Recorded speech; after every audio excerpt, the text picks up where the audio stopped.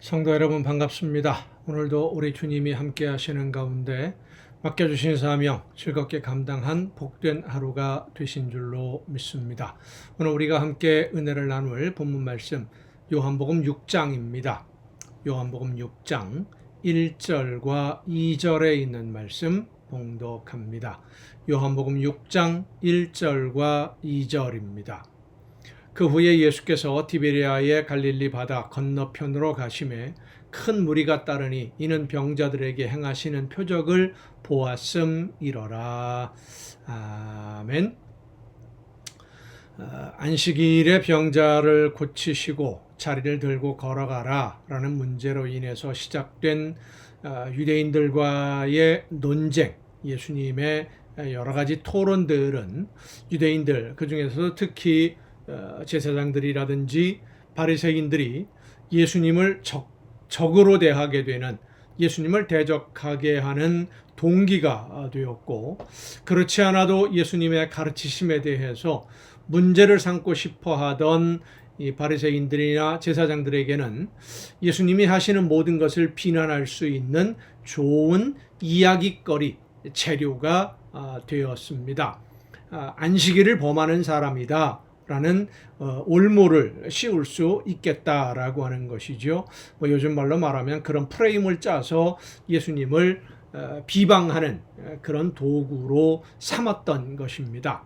하지만 오늘 본문 말씀에도 보면 많은 유대인들, 일반 서민들은 예수님을 찾아가기를 시작을 했고 모여들기 시작했는데, 많은 사람들이 예수님을 찾아온 것은 예수님의 말씀을 듣고 하나님의 나라에 대해서 알고 싶어서, 하나님의 뜻을 깨달아 알고 싶어서 예수님을 찾아왔다라기보다는 병자를 고치셨다는 소문을 듣고 기적을 기대하며 예수님을 찾아왔다라고 보는 것이 더 타당할 것 같습니다.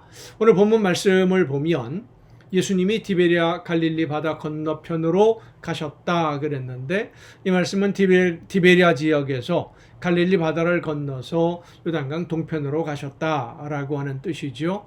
넓은 그 바다, 갈릴리 호수를 이스라엘 백성들, 유대인들이 바다라고 부를 정도로 아주 큰 호수인데, 그 호수를 갈릴리 바다를 건너서 건너편으로 가셨는데도 사람들이 예수님을 찾아오게 된 것은 오늘 본문 말씀에도 언급하고 있습니다마는 병자들에게 행하시는 표적을 보았기 때문이다 라고 했습니다.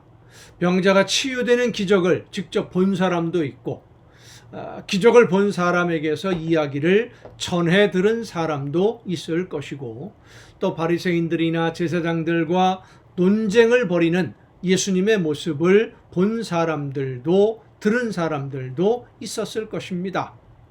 그 먼 거리를 예수님을 따라온 이 사람들, 유대인들의 공통적인 특징, 목적이 분명히 있었습니다. 병자를 고치시는 기적을 보았기 때문에, 혹은 들었기 때문에. 자, 병자를 고치는 기적에 대해서 이야기를 듣고 예수님을 찾아온다. 무엇 때문에 오겠습니까? 기적을 기대하고 예수님을 찾아왔다는 것입니다. 나에게도 그런 기적이 일어나면 좋겠다. 병을 고침받으면 참 좋겠다. 이런 목적으로 예수님을 찾아왔다는 것이죠. 복음서를 읽어보면 예수님이 병자를 고치시거나 귀신을 내쫓으신 후에 아무에게도 말하지 말라, 신신당부하시는 그런 경우가 많이 있어요.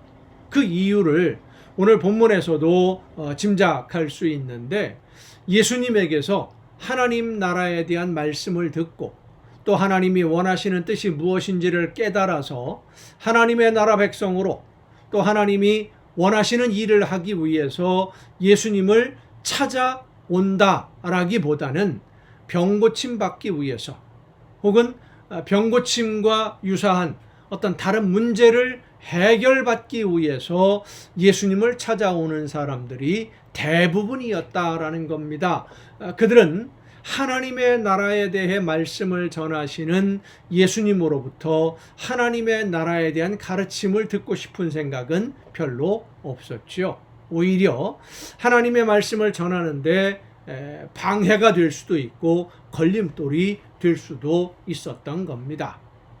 예수님을 찾아오는 사람들이 많아지는 것은 예수님이 하시려는 일, 하나님의 뜻을 전하고 가르쳐서 하나님이 원하시는 방향으로 백성들의 마음이나 그들의 생각을 변화시키고 또 하나님의 나라 백성으로 일하는 일꾼들이 될 수 있도록 말씀을 전하는 일에 도움이 될 것도 같습니다마는 예수님을 찾아오는 사람들의 목적이 전혀 다르다라고 한다면 이야기가 달라집니다.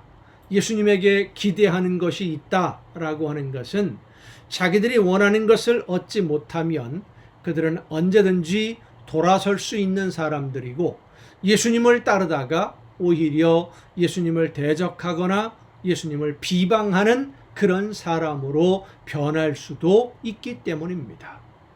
요한복음 5장에서 예수님이 사람들에게서 영광을 취하지 않으신다라고 말씀하신 것이나 사람들에게서 증거를 찾지 않고 사람들을 의지하려고 하지 않으셨다라고 하신 것은 목적을 가지고 병고침이라든지 그런 기적의 기대감을 가지고 예수님을 찾아오는 사람들은 언제든지 변할 수 있고 언제든지 예수님을 대적하는 사람으로 바뀔 수 있다는 것을 예수님이 아셨기 때문입니다.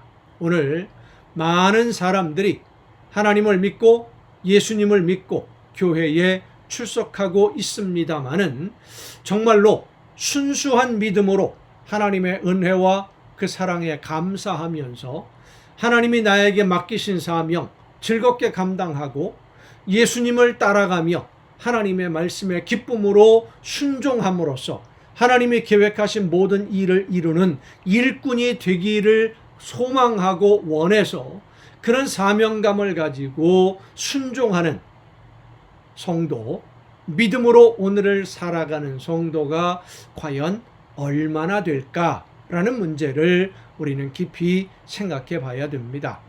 사랑하고 섬기며 순종함으로 세워져가는 하나님의 나라 백성이 되기 위해서 하나님이 나에게 맡겨주신 사명을 감당하고 열매를 맺어서 하나님 앞에 서게 될 때에 하나님에게 칭찬을 듣는 그런 일꾼, 영원한 하나님의 나라를 준비하며 오늘을 최선을 다해 말씀을 듣고 그 말씀에 순종하는 성도 과연 얼마나 될까요? 예수님은 기도에 대해 가르치시면서 믿고 구한 것은 받은 줄로 믿으라 말씀하셨지만 인자가 다시 올 때에 세상에서 믿음을 보겠느냐라고 말씀하셨습니다. 믿음을 보겠느냐. 믿음은 하나님의 말씀을 듣는 것이고 말씀하시는 그 하나님의 말씀을 믿는 것이고 믿음으로 순종하는 것이 바로 믿음입니다. 내가 원하는 것을 얻기 위해서가 아니라 나를 통해 하나님의 뜻이 이루어지기 위해서 예수님이 하나님의 말씀을 따라 순종함으로 하나님이 계획하신 모든 것을 이루셨던 것처럼 예수님의 뒤를 따라 하나님이 원하시는 모든 일을 이루어가는 성도, 일하는 성도, 하나님의 나라 백성이 되기 위해서 여러분 말씀의 귀를 기울여 듣고 그 말씀을 따라 순종하기 위해 오늘도 최선을 다할 수 있기를 바랍니다. 무엇인가를 얻기 위해서가 아니라 이미 주신 은혜와 그 사랑에 감사하면서 우리 주님이 허락하신 이 생명의 길을 따라서 영원한 하나님의 나라에 이르도록 날마다 최선을 다해 나에게 주신 사명 즐겁게 감당하는 여러분이 되어서 하나님 앞에 설 때에 아니 이 세상을 사는 동안에도 하나님이 기뻐하시는 열매를 풍성하게 맺어서 칭찬 듣는 하나님이 함께 하시는 놀라운 은혜 가운데 기쁨을 누리는 여러분 모두가 될 수 있기를 간절히 바랍니다. 기도하시겠습니다.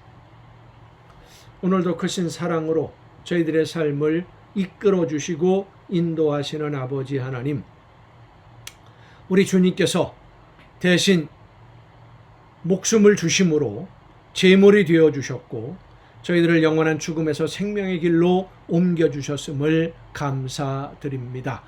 이 생명의 길에 서게 해주신 하나님의 은혜와 그 사랑에 감사하면서 우리 주님께서 먼저 걸으셨던 순종의 길, 하나님이 원하시는 모든 뜻을 이루어가는 그 길을 우리도 따라 걷기 위해서 나에게 맡겨주신 사명 즐겁게 감당하며 성령의 도우심과 인도하심을 따라 하나님이 원하시는 열매 맺는 삶으로 나아가는 우리 모두가 되게 하여 주시옵소서.